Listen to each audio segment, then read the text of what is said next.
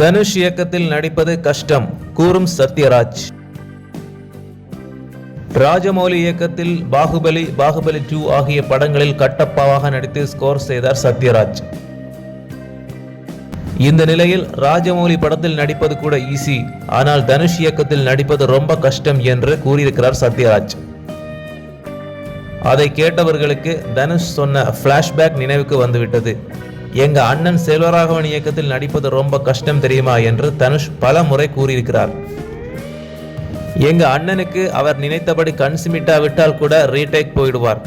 அவர் எதிர்பார்க்கும் ரியாக்ஷனை நாம் கொடுக்கும் வரை விடவே மாட்டார். அது ரொம்ப கஷ்டம் என்று கூறியிருக்கிறார் தனுஷ். இந்த நிலையில்தான் தனுஷ் இயக்கத்தில் நடிப்பது கஷ்டம் என்று தெரிவித்திருக்கிறார் சத்யராஜ்.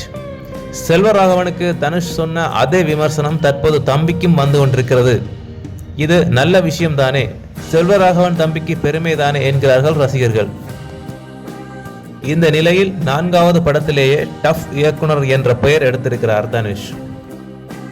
சத்யராஜை விடுங்கள், செல்வராகவனே தனுஷ் இயக்கத்தில் நடிப்பது சுலபம் இல்லை என்று கூறியிருக்கிறார். செல்வராகவன் அப்படி சொன்னதில் ஆச்சரியமில்லை.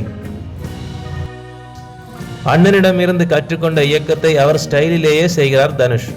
அதனால் அதே மாதிரி விமர்சிக்கப்படுவது நியாயம்தானே என்று ரசிகர்கள் கூறுகிறார்கள்.